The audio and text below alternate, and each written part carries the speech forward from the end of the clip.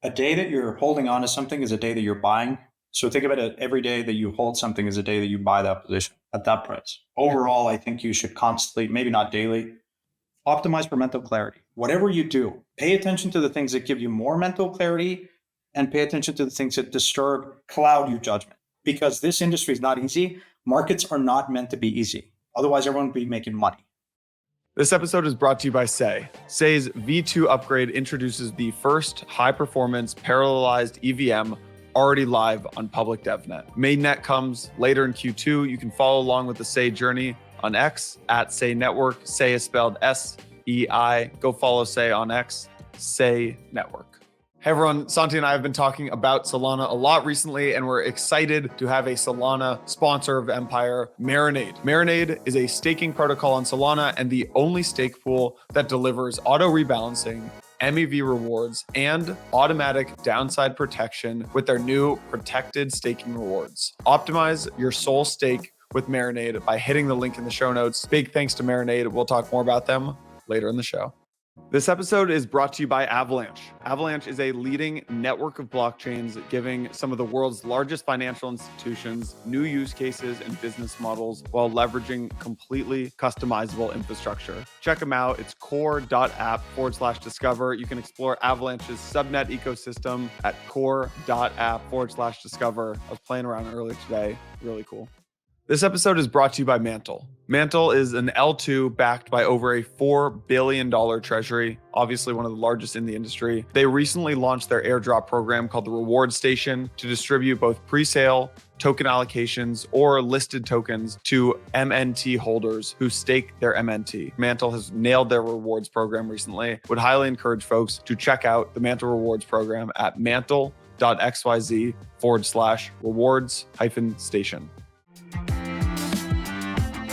Miss you, man. How you doing? It's all right, man. I've forgotten about this podcasting thing that we do, but here we are. Yeah, looking very European chic today. Oh, oui, merci, monsieur. No, Back in Europe, back in the hood. Look, I got a plant. You can see. Now this is a very COVID thing. You're like baking sour bread dough. I never fell for that trap. I didn't get sucked into that trap. Oh, dude, I look very pale today, and I look paler than usual, and you look tanner. The YouTube comments are gonna eat me alive today. Yeah, well, I've been more openly documenting my my workouts. Yeah. So fill us in. 100 kilometers, new PR. That was bike yesterday. I did 50K in the bike today. Did 30K running 2 days ago. Just cooking. Doing good. Not too shabby. I hit I forget if I told you. I think maybe I told you, or I was trying to hit the 800 club in lifting, which pounds is what was that? Sorry. Pounds, that is, for pounds, yeah. UK listeners. Yeah, okay. So I was trying to hit 800 pounds by end of year, and I hit it this week actually. So did you really? Yeah, 6 months early. Dude, the YouTube comments. People like, why the hell are you guys talking about like training? We'll get to that. I forget if I read this one in the last episode. The Yano Santi handsomeness ratio is almost perfectly correlated with ETH BTC. Down only for Yano. Let's pray the bottom is in. Whoever you are, salute. I'll buy you a beer. Salute. How about this one? Santi showing another one of the sweater collections made by Grandma. I collect a lot of things, by the way. This is like my sweaters. Yeah, you do. All right. I think I have more sweaters than like shirts, trousers combined. I have over 100 sweaters. You don't have 100 sweaters. Yes. Why? You live in a place where it's sunny all the time. I travel. Yes. There's some I haven't used. Yeah.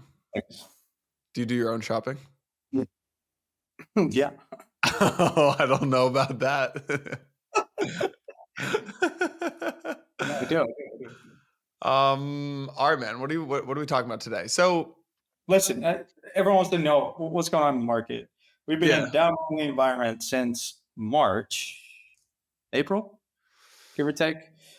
No matter how you slice it, it's been pretty painful for a lot of folks. And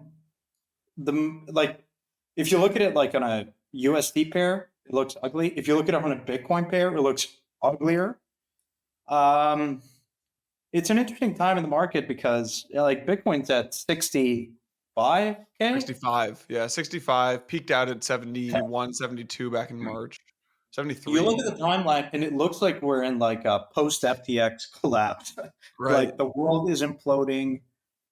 Our main character, Ansem, is going through this sort of arc. He's been bearish on the timeline. He's been crucified. We got a little Ansem existential crisis going on. You would think that it gets easier every cycle. And yes, it does. Because you make mistakes. I have a thesis for the cycle, but we're human. Investing is very psychological. It is still painful.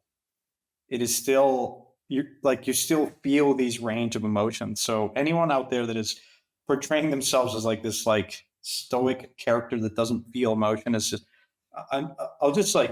it's important to ground it to reality because you still second guess yourself. You still it's never easy because crypto is a very volatile market. And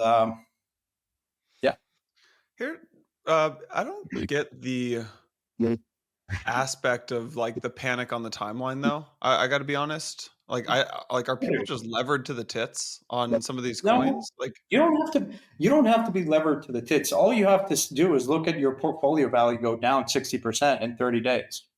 But it's like I don't know.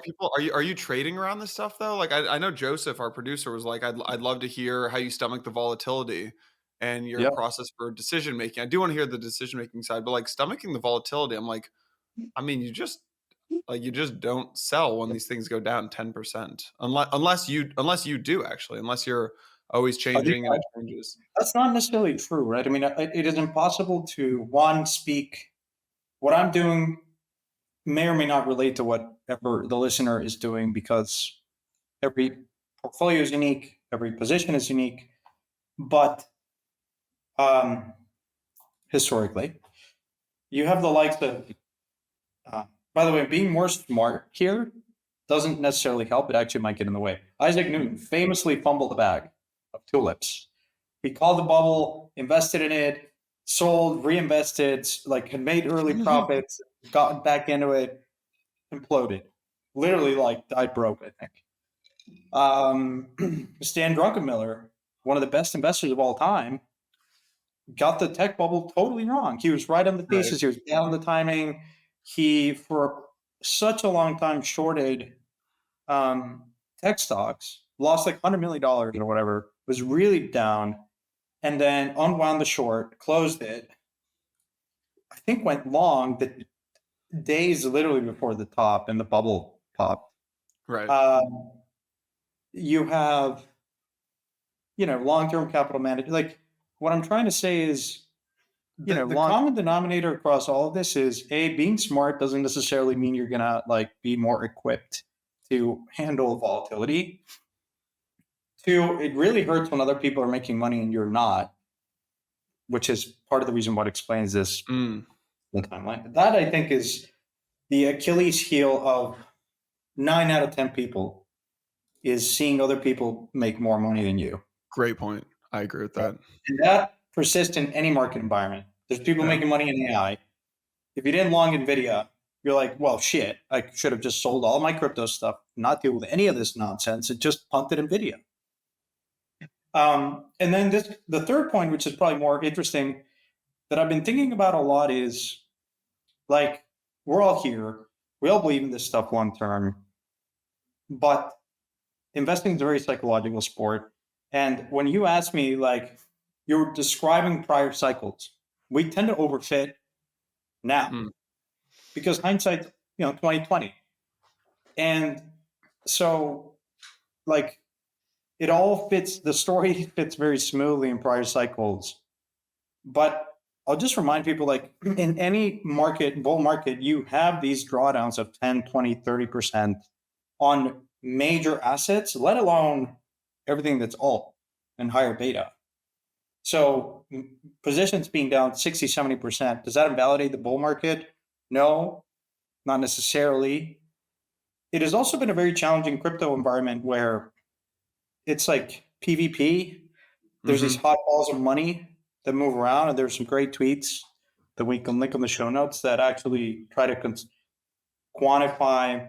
And I tend to think that we've been sort of in that environment where we had an influx of flows coming in last year, Q4, Q1.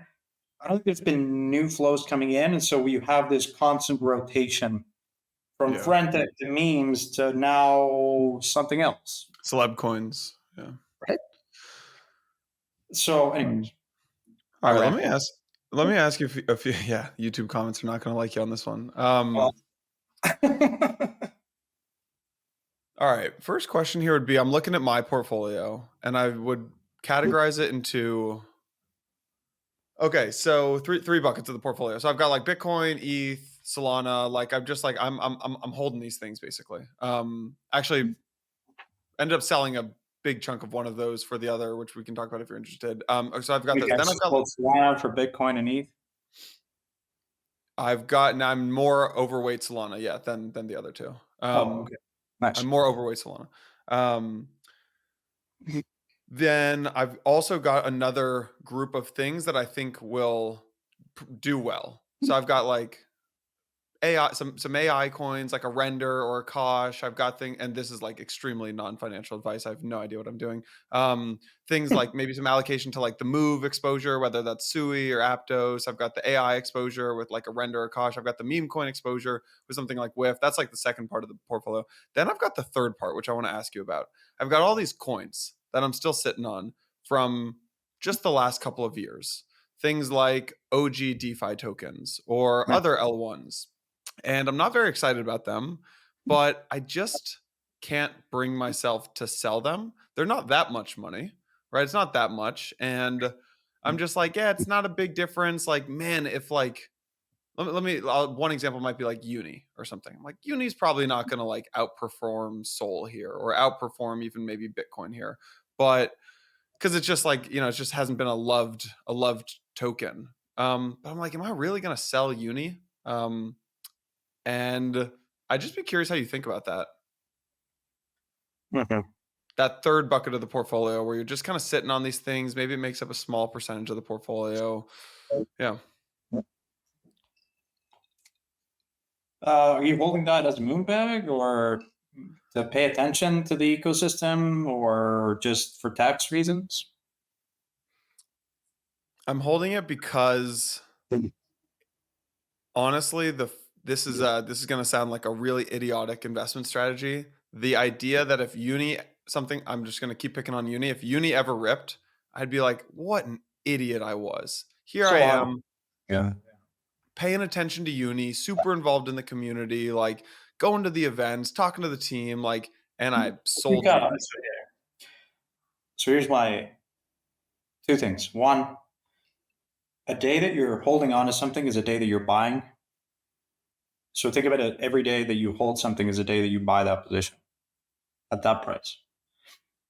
And so overall, I think you should constantly, maybe not daily, but I think you should constantly redraw your portfolio from scratch every so often, quarterly, monthly, annually, however you want to do it.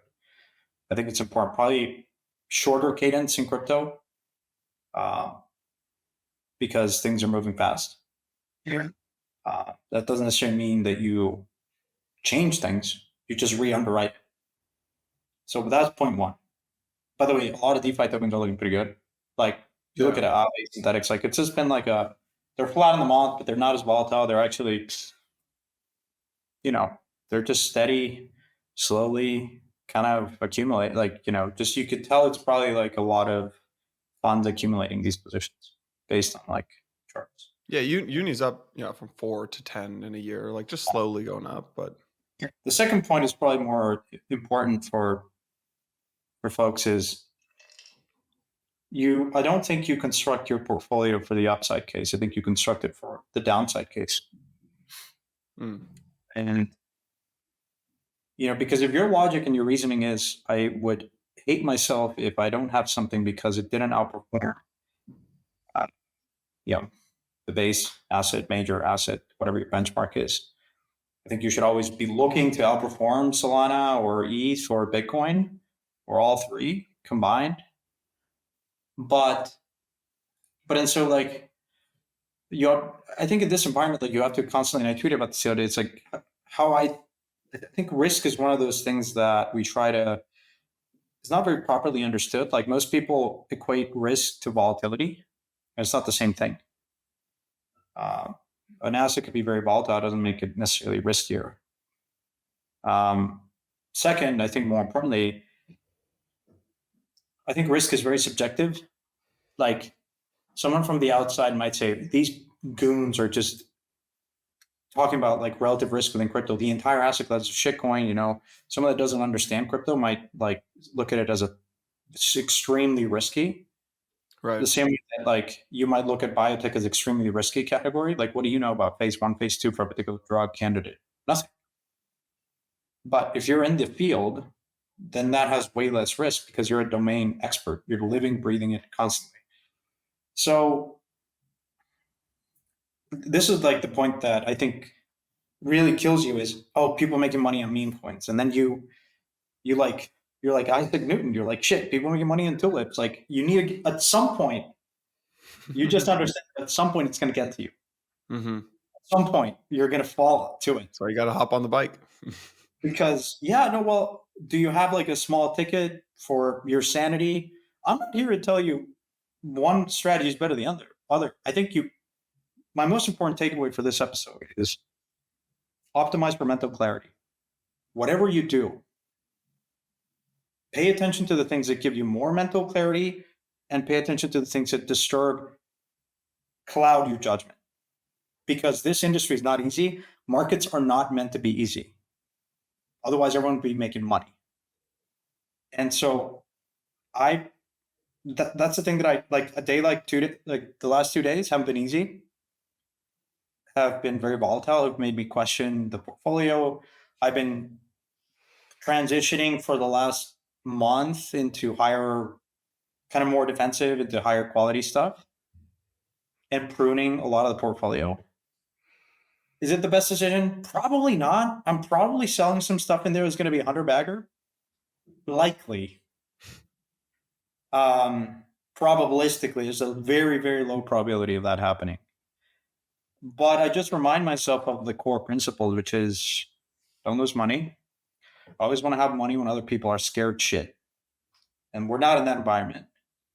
And the third one is I just feel better. As soon as I do something, like I just feel, and I'm not, and this is like something that I want to ask you a question. Like sometimes like, okay, this is not meant to be easy. Like, does that mean that we have to endure all this pain and like, not necessarily, right? Like I sold part of a position yesterday and I've been thinking about doing it more aggressively over time. I haven't, I did it and I immediately felt some like relief.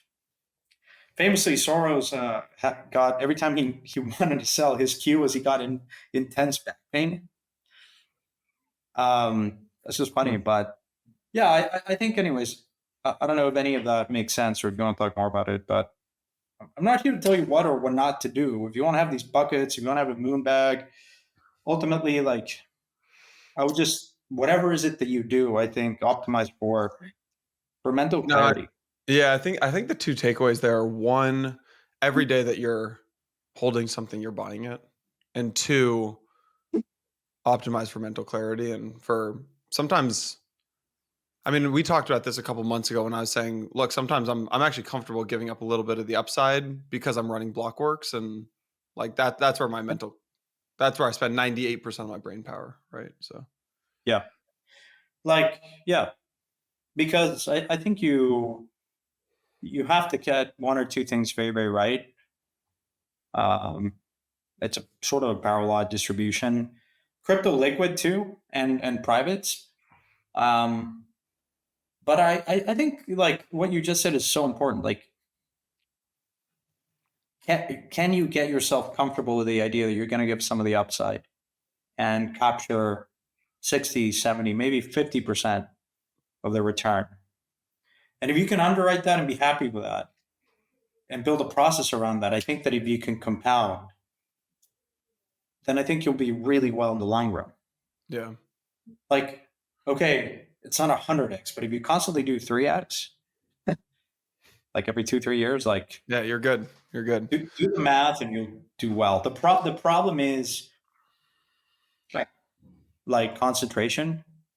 If you can do it in a concentrated manner, then all the better.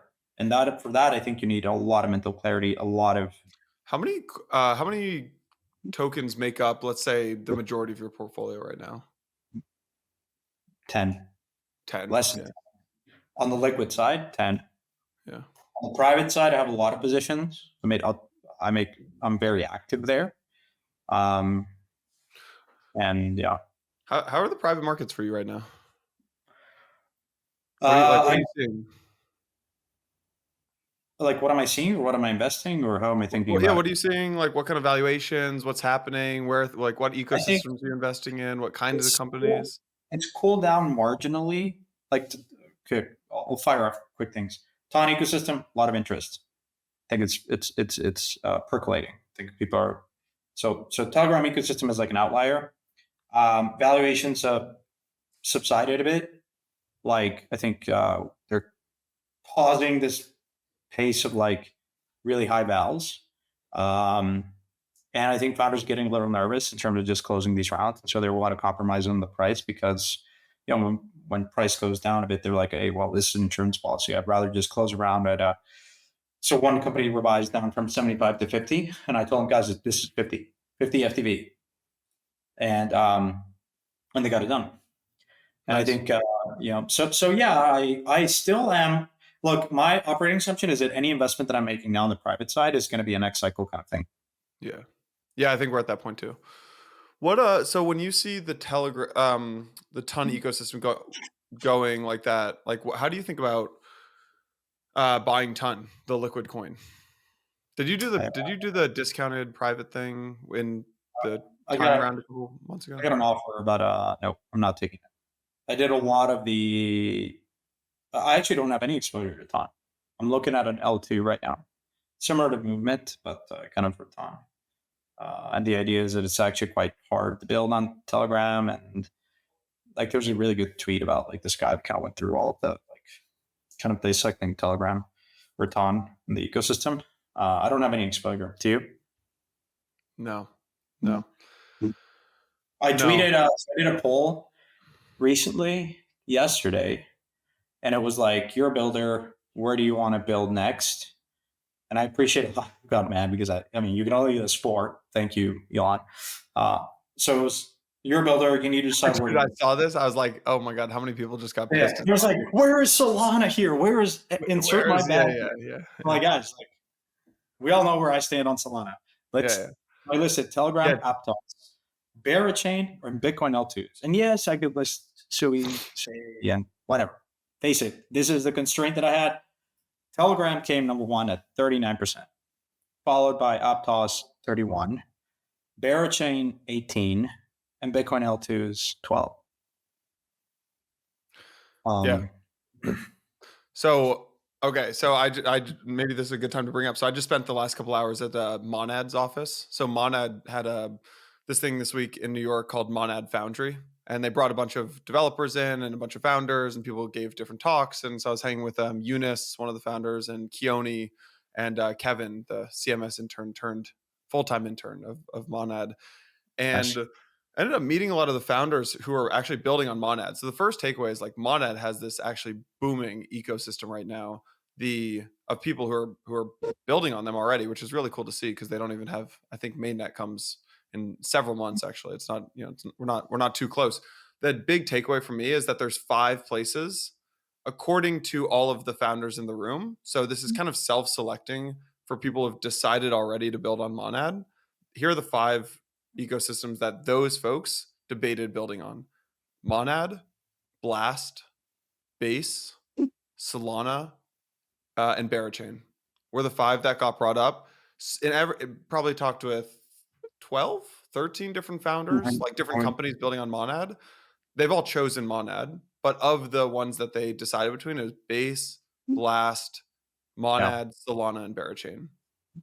So now you're kind of self-selecting. Like, I'm sure a lot of people are building on something like Optimism or Arbitrum or Polygon or zkSync or whatever it is, but like it's the kind of people who are building on Monad are choosing those companies. So I thought that was really interesting to just hear why they've done it. The like TLDR and why they're building on Monad was, for them, a lot of them actually came from Solana or debate. It was down to Solana versus Monad, and they've in their experience, building on Solana was too difficult. It's not about Rust versus Solidity. It's about something that I'm going to completely botch. Something about object oriented versus something oriented. I need to understand it better. I'm not going to pretend like I understand it, but they just said it was a little bit too difficult for them. So Monad kind of gives you a lot of what Solana has with like fast chain, good chain, but on the EVM. So I thought that was interesting. Interesting. You're hiring an analyst. Yeah. So saw this tweet. I get my best ideas when I travel. Shit, I should just travel. What did you say? I get my best ideas when I travel.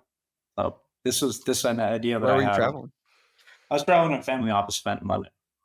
Nice. How was? Any takeaways? I didn't talk about crypto. Like there's just like presentations about where to invest, and like the room was like family offices from EMEA, so Europe, Were you the Middle youngest East. guy there? Yes. Well, no, they were like also, it was meant catered for like the young people within the family office. So like the sons of largest retailer in Spain, and like largest real estate developer in Saudi and stuff like this. But I was I guess I was at Gen Zero, which means like I was like, so like it's my family office. Like, what do you mean, like your dad? Good to be Gen Zero. It's good to be Gen I'm Zero. like, no, I'm Gen Zero. It's like, and then I was the only crypto person there, probably. So they didn't mention crypto? Then they talk about like AI and like futuristic stuff and where to allocate, and nothing about crypto. Although there were a lot of questions from the people, the clients of the bank, talking about asking about, hey, what about crypto? You're hiring this analyst, right? So you said things he or she would do. A, manage their own liquid book. I'll give them 500K to $1 million to start. Then they grow from there. They get to keep 20% of the profits.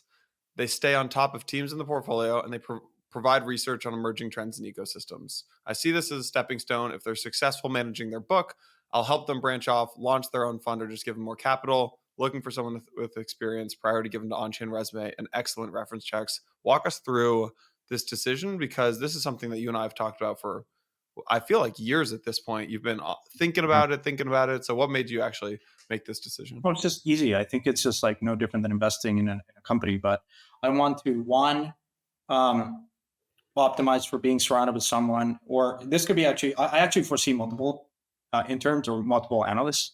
So like I want to have like a desk of starting two. Most likely someone had a great tweet about like, why not just hire two, which I think is a great idea. But yeah, potentially like oversee like 2 or 3 or 4, and they just cover certain sectors that I'm not going to pay attention to, and they're going to go deeper. They're going to catch it faster. And I think it's just a realization that there are people far better than me to do this in the liquid side of things. And I want to learn from them. Purely, it's just an investment into bringing more brain power into the organization. Yeah, that's really it. Because the thing I miss the most about being a Parify is just the constant. It's like every day kind of thing. And now I don't do it every day, but I do it. Like I have a network that I go to certain people, but it's very ad hoc-ish. And I appreciate that it's probably better to do it more frequently. And the only way to do that is to have someone internally. All right. Any rules around what they should invest in, or a free rate? You're giving them $1 million and you're saying go make as much money as you can. My philosophy is I'm not going to hire someone to tell them what to do. I'm hiring someone that is smarter. I'm not going to tell a savant how to make money. Like follow like best practices across risk management and security. Do they get a salary? Nominal. I don't know. This is someone that has like already made some money and is looking to just get involved and maybe have allocation to private deals that I do. Do you have an idea of where this person should come from? Like, should this person Yeah. no I don't idea? care. I don't care where they come from. Have you I started do. interviewing? No, I'm like How very many applications? a Dude, lot. you should have put a Google form link or something. You No, probably got no, flo no. Part of the process is, can you get to me without me? No, that's part of the reason, man. yeah. Like, if you really are smart So and you'll you get an really know how to intro. do You'll get due an intro to diligence, you you, will or you will find a way. I'm not going to tell you how. You I will saw find a way. someone commented and said, where should I apply? And you said insert here, and I was like, yeah, that's good. Yeah. I'm like, find me wherever. I've backed companies because they literally tweeted, like, commented on a tweet that I had. Yeah. Yeah.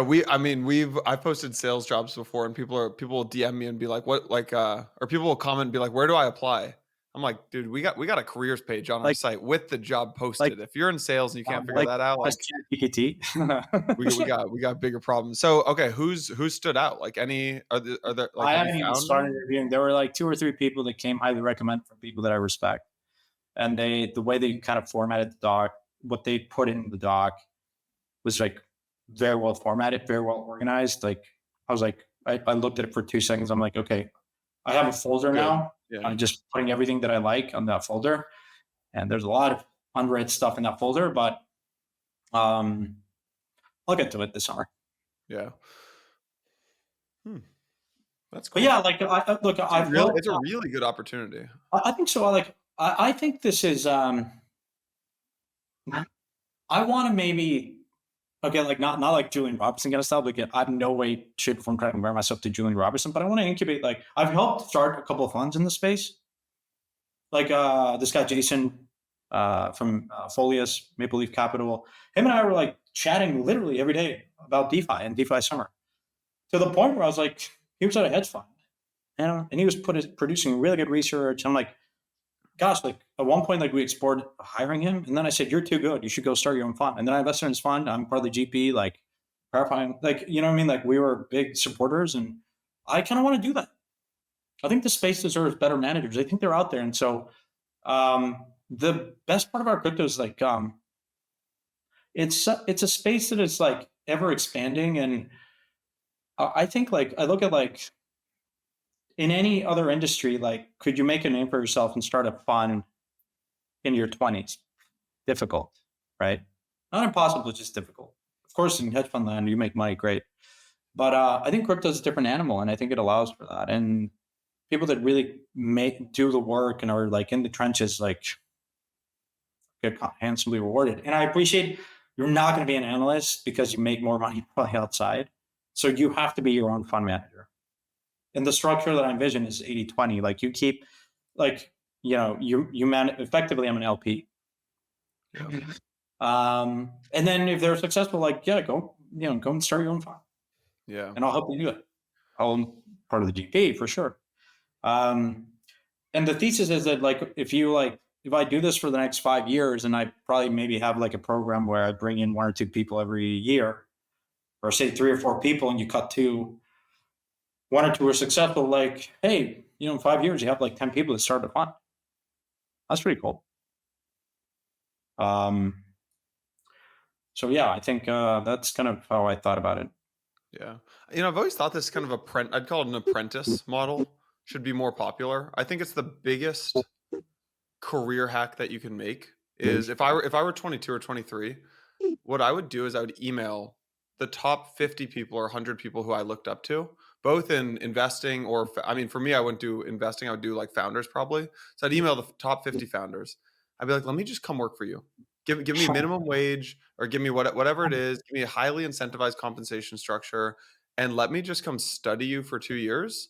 And then with the goal that I want to eventually go launch my own thing, but I just want to learn from you and study you.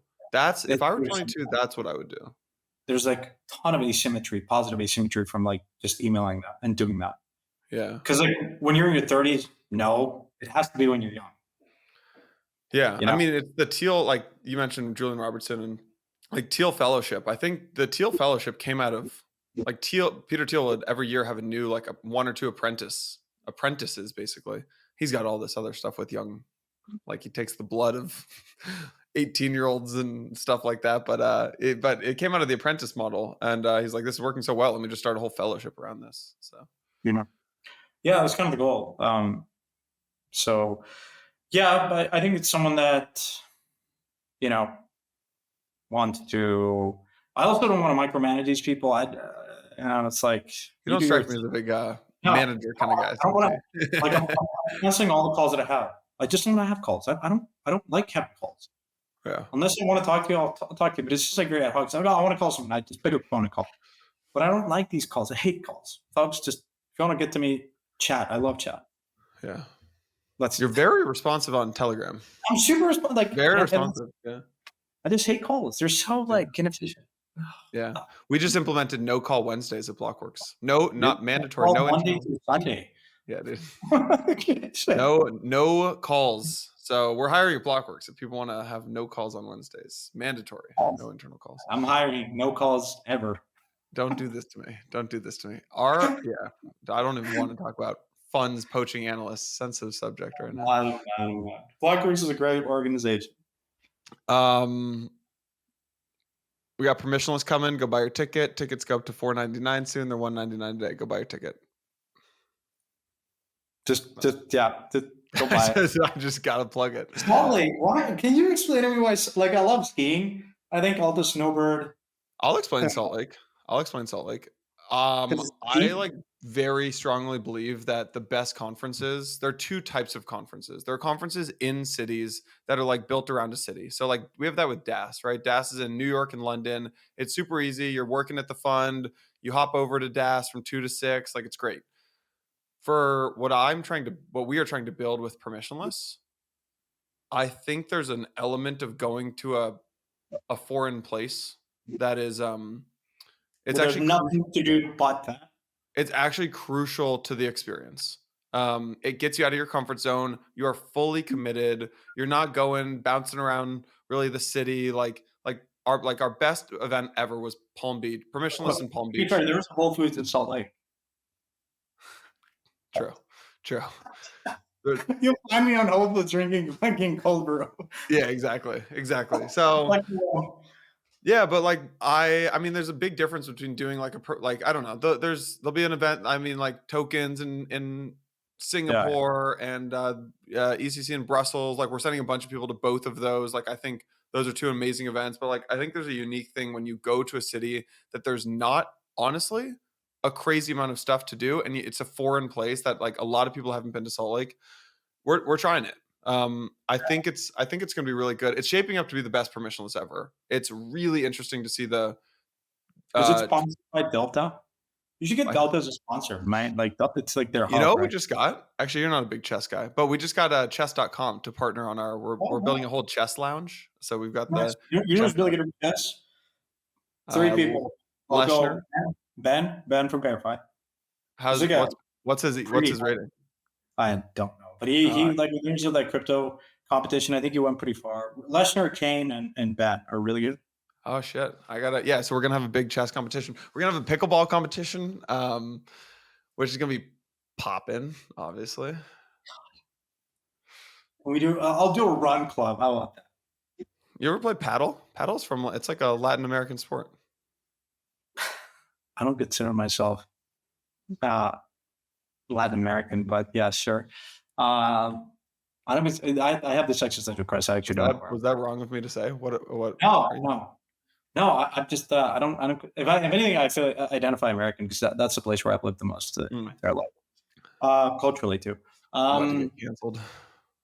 Yeah, seriously, dude. Gosh. Yeah. Although I've been doing a lot of podcasts in Spanish because I saw that one. Yeah. I connected you to that guy. Yeah. I've done 2 or 3 or more of those. It looks fine. Yeah, I'll do a run club so we can go running in Salt Lake.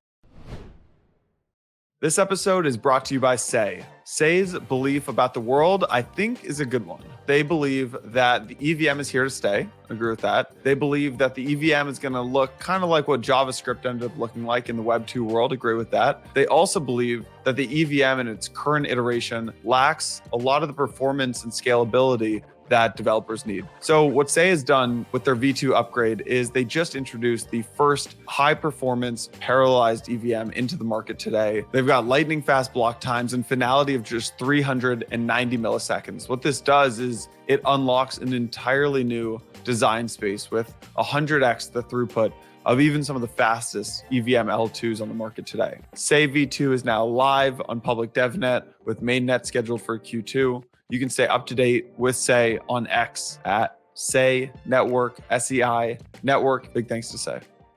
Hey everyone, Santi and I have been talking about Solana a lot recently, and we're excited to have a Solana sponsor of Empire. Marinade is a staking protocol in Solana. I remember when they launched, I think it was back at a Solana hackathon, and they were funded with this 80K grant. It's super cool to see how far they've come. They're the only stake pool today that delivers auto rebalancing, MEV rewards, and automatic downside protection with their new protected staking rewards. You can stake natively or liquid stake with Marinade and get the same high performance delegation strategy that thousands are using already to stake your soul to over 100 of the best Solana validators. Marinade has been live for over 2 years, and they have audits completed by 4 of the top security firms in crypto. The delegation strategy is a first of its kind. So if you're staking your Solana, if you want to start staking your Solana, if you want to get some yield from your soul, start staking today with Marinade. Go hit the link in the show notes. Big thanks to Marinade for everything that they've done in Solana staking land. Go check them out. Go stake your Solana with Marinade today. This episode is brought to you by Avalanche. Avalanche is a leading network of blockchains, giving some of the world's largest financial institutions the design space to explore new use cases and business models while leveraging completely customizable infrastructure. Everything that Avalanche has been building the last few years has culminated in this moment where today you have institutions and developers able to essentially have limitless possibilities with the chain. They've enabled developers to build cross-chain swaps or create gaming environments where one subnet can unlock features in another, or can use USDC as a native gas token. Onyx, for example, by JP Morgan, or Citi, or DTCC's digital assets, or the Australia New Zealand banking group, they're all building on Avalanche evergreen subnets. Really cool stuff. Big thanks to Avalanche for sponsoring this episode of Empire. Go explore Avalanche subnet ecosystem at core.app/discover. That's core, core.app/discover. Thanks again, Avalanche.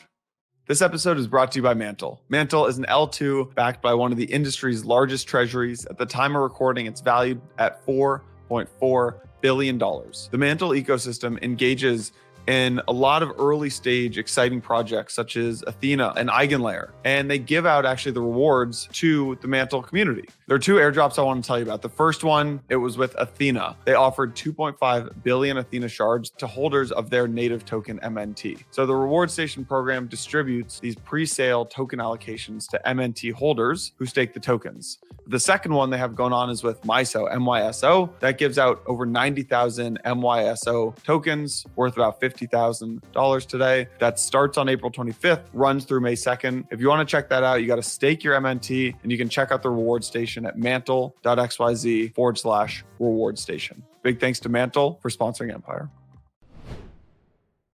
All right, I have another thing to talk about. It feels like there's a momentum or a narrative change or a zeitgeist change where people are just sick of the bullshit, like sick of the airdrops, sick of the like overinvestment into infrastructure. I feel it in the air that something's changing, and I'm curious if you feel like sick of the stupid shit. I'm not saying airdrops are actually stupid. I'm not saying obviously infrastructure is stupid, but I'm just like, I just feel like amongst the crypto natives and amongst like the crowd that matters, people are like acknowledging like, you know what? I think something does need to change. Do you feel that? Mm-hmm. Yeah, well, like marginally, yes. I mean, I think there's obviously that chatter of high FTV, low flow. That discussion wouldn't be happening if tokens were going up, not down. But nonetheless, there's also like very limited design space. Of course, Kobe's ICO idea is really good. Challenging in the current environment. We've talked about this ad nauseum here. So, you know, it's sort of like, yeah, we can talk and bitch and complain about things, but like work within the constraints that you have. I'm optimistic because, crypto has become The thing that surprised me the most is, speaking truly about zeitgeist, is crypto's become presidential. Like, Yeah. holy shit. And like now Trump is really like now being very vocal about it. Is he going to actually implement it, like follow through if he gets elected, which I think he will? TBD. But look, I think it's important nonetheless. I think it's a win for the space. The courts have ruled in crypto's favor. The SEC just dropped their investigation into ETH security today. Again, these are the things that are happening in real time. People looking at prices down 20%, but you have these type of very important events that go unnoticed. And we're going to look back in 2 years' time and say, what defined this cycle? It was ETFs that opened the floodgates. It was a regulatory change, the political change in the most important country, the most important market changing probably 180. You know what I mean? Like in a very short period of time. Does that mean that we're going to have regulation tomorrow? No, but markets respond to that pivot, not the actual implementation of the regulation. Now, I appreciate like if we want to try to do ICOs and all this stuff, like we're going to have to need like clearer rules, but that sets in motion today more interest, more pilots, more, you know what I mean, like people that have been on the sidelines, like so I think it matters, and so like I just would caution people like not to get too caught up in the movement, day-to-day movement of stuff, and just like I, I think there have been really important stuff happening. The zeitgeist is that, I think. Airdrops, I have my reservations. I think airdrops have peaked. 41% of people like dumped the ZK, what is it, the ZK Zinc token immediately. Common knowledge. The layer zero one just happened. I mean, by the time this is published, the layer zero, we're recording this on Wednesday. We have to record it early. Layer zero is tomorrow, so Thursday. This releases on Friday, so that'll happen by now.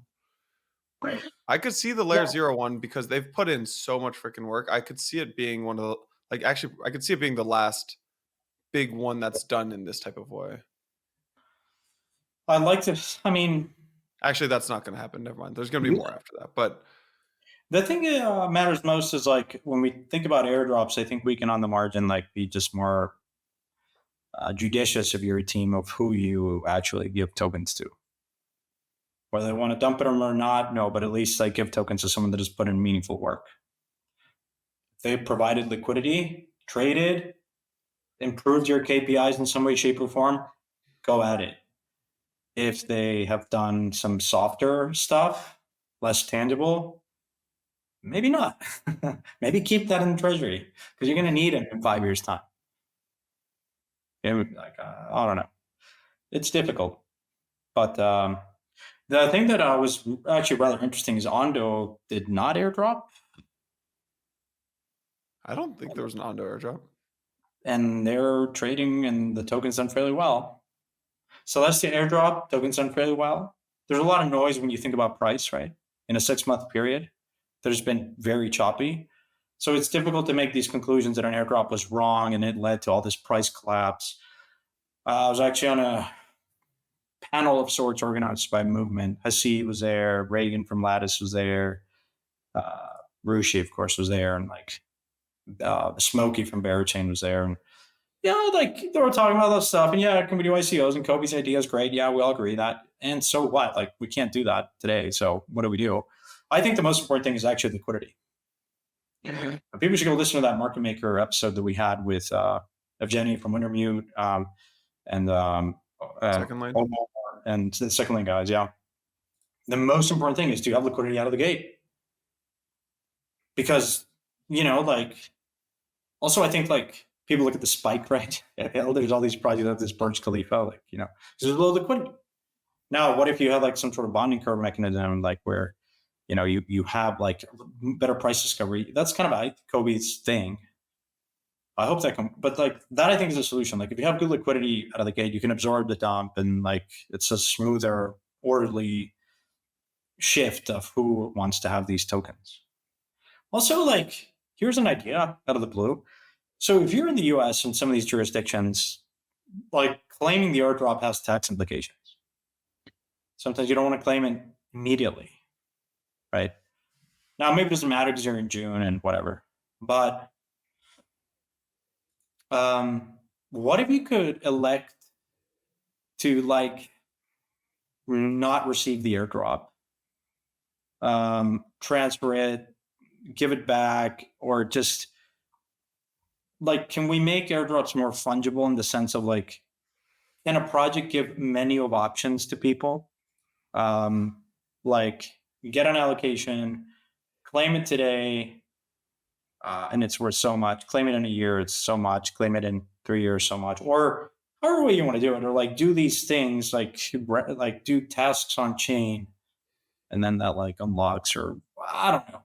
But what I'm trying to say is that's the other thing. Like I feel like can we get to a spot, or would it be nice to like as a recipient of the airdrop to have a menu of options? Because right now you're not presented with a menu of options, like claim or not claim. Yeah. And the process there most likely is I'm going to claim and sell because it's a lot of money or whatever. Or I'm not going to claim because it has huge tax implication and I don't want it to be a taxable event. I'm going to wait till January or whatever. But would it be maybe for you, like, would it be nice to have a menu of options, which is, I don't know. I don't know what those options would be. I can think of a few, but I don't know. It doesn't. Yeah, I It don't doesn't know. improve the liquidity. It doesn't improve the low flow. I think a lot of times you would just want to increase the flow, and that the easiest way to do that is just give a very healthy airdrop. Yeah. Recently had this discussion with the project that like was like determining what percentage of the token supply is going to go to the community. I'm like, why? Why? Yeah. You know, Yeah. like why? Like no, like how much are you keeping for yourself? You realize you wouldn't be building this, right? And they're like, oh yeah, well, the good point. I'm like, no, like you should own more of it. But Yeah. eh, Yeah. You missed this podcast on Monday or Tuesday, but we had Regan and Mike from Lattice on the pod. And it was the whole podcast. We chatted for like an hour about just like airdrops and like releasing tokens to the community and why you should even do it and what's wrong with market structure. And it was all about this. Really good episode coming out soon. and A trend I'm starting to see is in the same way that there's been like these KOL rounds last year, there's starting to be liquidity rounds where the only people who can access the rounds at these like discounted prices are people who can bring liquidity. Have you started seeing this? yeah, that's a good Yeah. idea. Yeah. The liquidity mining like worked beautifully. Yeah, people dump tokens, whatever. But like, yeah, like you had compound and hobby, get meaningful liquidity, and like, Yeah. All right, dude. That's all I got. I went to the Coinbase event, but that was last oh week. yeah. By the way, fantastic thread, fantastic. Can you summarize like for people that didn't see it, what the takeaways were? I mean, we'll link it to the thread because people should go read it. But Yeah. the three things that surprised you the most, or top five. Okay. Okay, so it was a really good event. There were 600 people. It was 600 people at this Coinbase, just to like set the stage. 600 people, State of Crypto Summit by Coinbase. It was like this invite-only event. A lot of institutional folks, policymakers, founders. Three takeaways.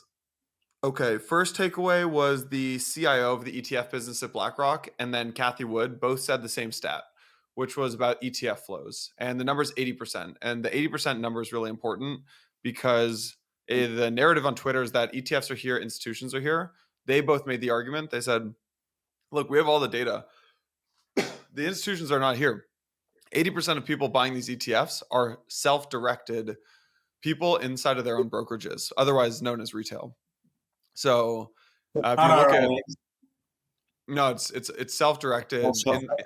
Self-directed inside of their own brokerages accounts. It's like your dad buying in his Fidelity account. And that's really, really interesting, right? Because I think there was 12 billion of flows in 3 months, or so something like that. I might be getting that number wildly off. Let's call it Most of the money wealth is in RIAs and hedge funds and institutions. Yeah, so RIAs control 40% of the wealth in America, Right. and most of the flows have been. It's not Right. pension. It's obviously it's not any of the big players buying this. 80% of the capital has been self-directed. So that was the first big one. Second big one was Brian talking about the Coinbase strategy. So he said, let me see if I can get a quote. Actually, I don't need to quote this, but he said, look, Kathy and him did a fireside chat, and Kathy said, Brian, what are what are you most excited about right now? He said, look, there are 4 things I'm thinking about at the company. One, most exciting thing by far is base. That's the most important thing at Coinbase is base. Numbers 2 and 3 are our derivatives business and then our smart wallet.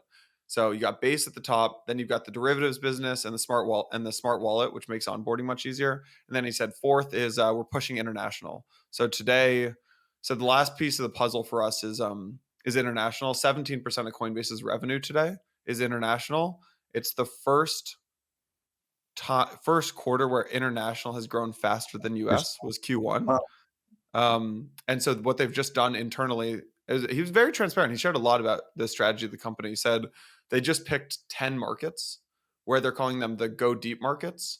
And they're almost going to blitz these markets like Uber blitzed markets and just like really try to take over. Because if you look at, you can actually look at SimilarWeb for some of this data. Coinbase has like 90% of the market share in the US of exchanges in terms of like just in terms of page views and traffic and stuff like that.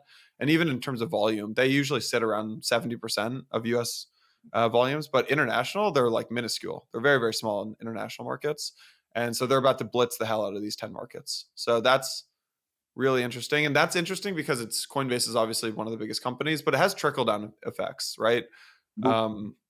It starts to impact maybe how Kraken thinks about their business and how Circle thinks about their business. So that was interesting. He said one other quote was, centralized exchanges will be great for a bit, but they're just a moment in time.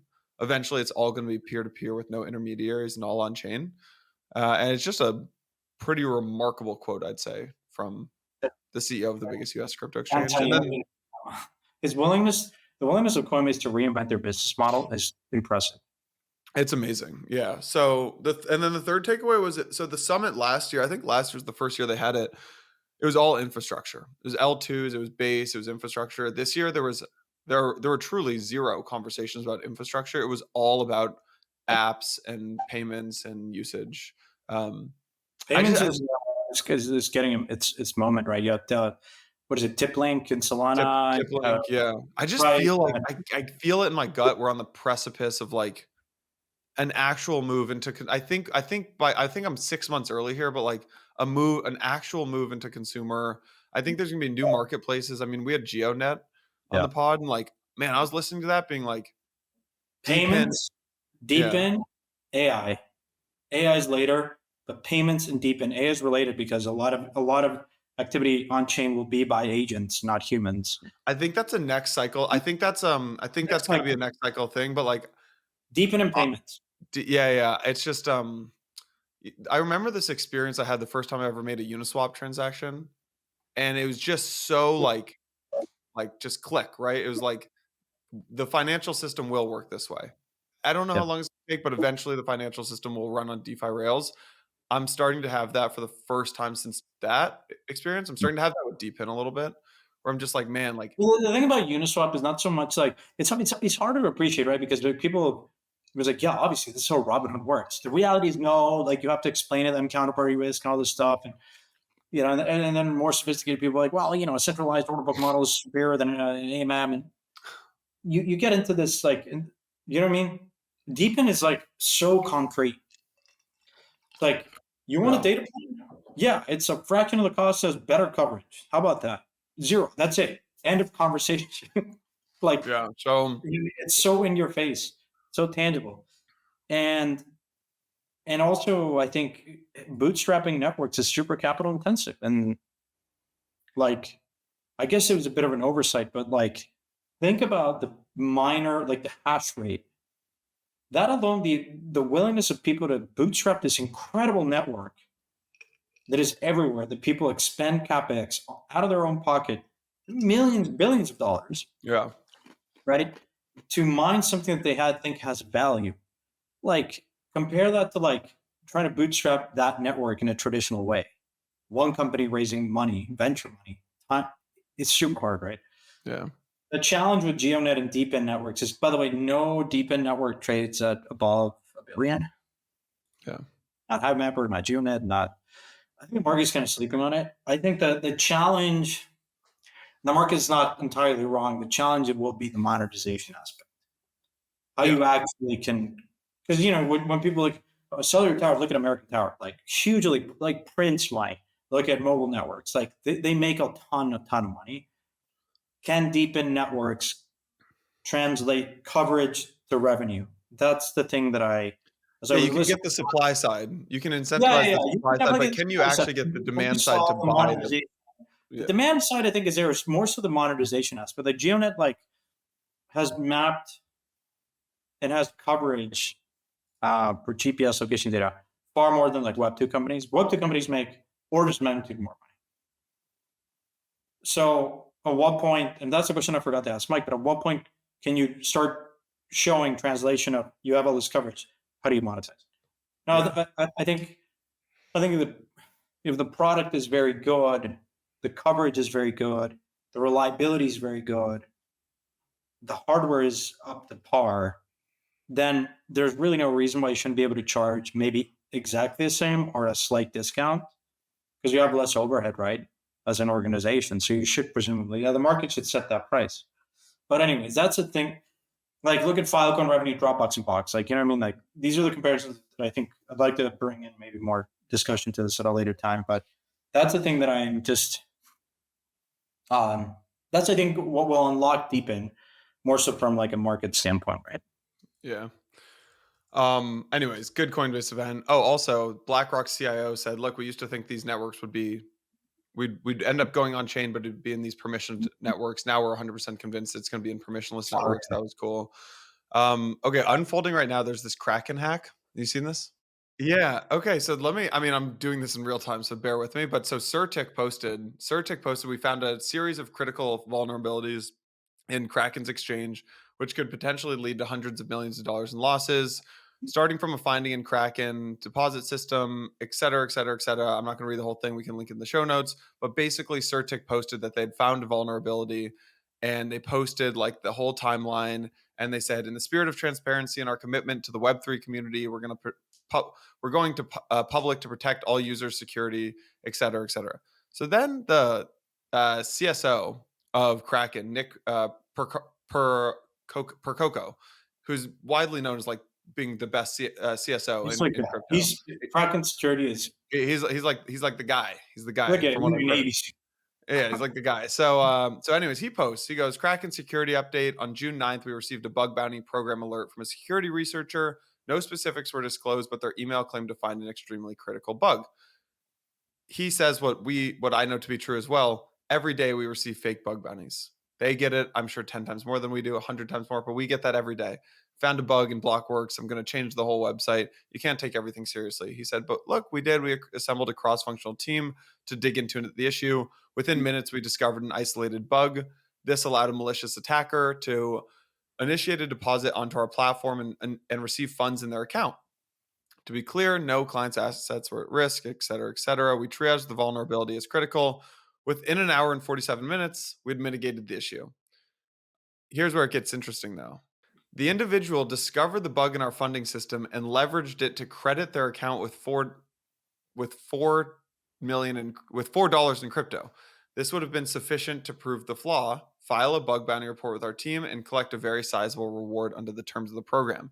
Instead, the security researcher disclosed this bug to two other individuals who they work with who fraudulently generated much larger sums. They ultimately withdrew nearly $3 million from their Kraken accounts. This was from Kraken's treasuries, not client accounts.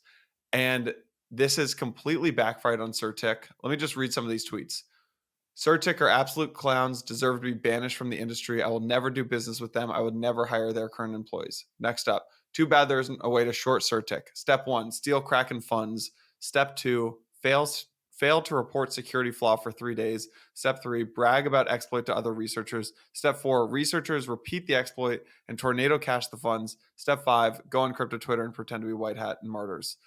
So this seems to be really backfiring on Certic. I haven't fully dug into it, but I was actually at Blockworks Beers. Some folks were speaking not so elegantly or friendly about Certic.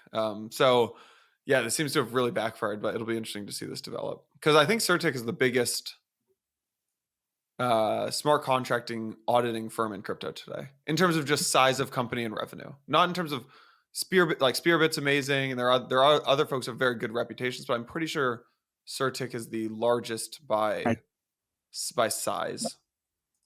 Yeah, I don't think that's like the best metric, but yes, I think you're right. Yeah, I mean, just in terms of like they've raised like $300 million. They're just a large. They're the largest. Yeah. They're like the EY Deloitte of like. Yeah, they raised from SoftBank, Tiger. They raised 290 million. Like they're big over them. So, Wow. anyways, I don't want to end on a bad note. No. I had lunch with Rich Widman, head of crypto strategy at Google. Google is taking crypto very seriously, I would say. I think everyone's sleeping on that. Really interesting. They've got quite a large crypto team. They've got 3 fully developed products, and I think we'll actually see Google push pretty deeply into be more public about what they're doing in crypto. So that was cool. Oh, I saw that too. Yeah. What else? Yeah. Been reading a lot. Physical Kindle, amazing. What are you reading? Read a lot of the stuff that people posted on that thread. Who was it? Someone recommended. Oh, Robbie from Immutable said, "Read 10x is easier than 2x." That was a really good book. Like the title seems like I don't want this. Is the idea that like it's actually hard? It's actually. I could imagine what the story is about. It's actually quite good, and then it's been reading a lot. So it's nice. I have the best AI thing I think you'll ever read, or that's a ridiculous statement. The best AI thing that I have ever read. Okay. It's called Situational Awareness: The Decade Ahead. It's about 150 pages long. It's by Leopold Aschenbrenner. Situation. It is a series of essays about this guy's inside look into the AI industry. I'm on hour 5 of reading this thing. I'm still not done, so it's taken me a while. I'm a slow reader, but it's really, really, really good. Nice. I like that. I'm gonna pick it up, read it this weekend. Yeah. I'm gonna try to lift whatever it is. Can you send me these stats and then I'll report back?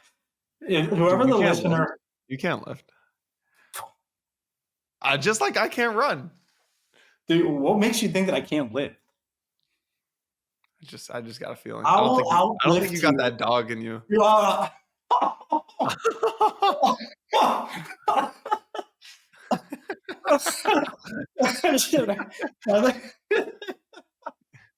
Listen. You put a frack at permissionless. People do fights. Let's do a hit. Put it this way. Put a gym in the corner of permissionless instead of a stupid booth. That's actually a great idea. And let's pump, because I'll pump the shit out of you, dude. I'm going on the record. I will 805. Those are rookie numbers. You got to pump these are fighting words. These are fighting words. Wow. All right. The Wolf of Wall Street. Those are rookie numbers. Those are rookie numbers. Pump them up, kid. Right? Pump them up. Permissionless. It's going to go down. I will lift more than you in whatever combination, the 3 disciplines you want. You've vastly underestimated. Wow. Wow. Oh, boo. Yeah. It was it. All yeah. Right. What? This is Ronnie Coleman. Is listening to this being I'm going Ronnie Coleman on you. This being like, are you fucking kidding me? We have to put a gym on the floor, permissionless. Just a rack. Just like All right, let's go. And we have Mona. Like we got Toli, Mona, like Keone, you. Toli, when we talked to him, was trying to hit the 1,000 club. So that dude's all right. Game on. Whatever Toli lifts is the price target of Solana cycle. That's nice. All right, game on. Oh, game on. Oh, I'm gonna have so much fun. Let's do it. All right, good place to end it. Good chat. I'm gonna go straight to the gym. Dude, I'm going to the gym too. Cancel the rest of my calls. Get some creatine and go straight to the gym. I'll see you later. All right. Thanks, everyone, for listening. Don't forget to comment and shit post, and we'll be Hope you're reading those. Peace. All right, you heard about Sei a couple times. Just want to give them one last shout out. Big thanks to Sei for sponsoring this episode of Empire. There are a ton of reasons to build on Sei. If you want to get in touch with them, you can reach out to me. I'll put you in touch directly with the team. You can also get in touch with them on Twitter at Sei Network. You can follow the journey at Sei Network. They are currently live. They've got Sei V2 on public DevNet today. Mainnet goes live later in Q2. Really excited to have Sei sponsoring and partnering with us on this episode of Empire.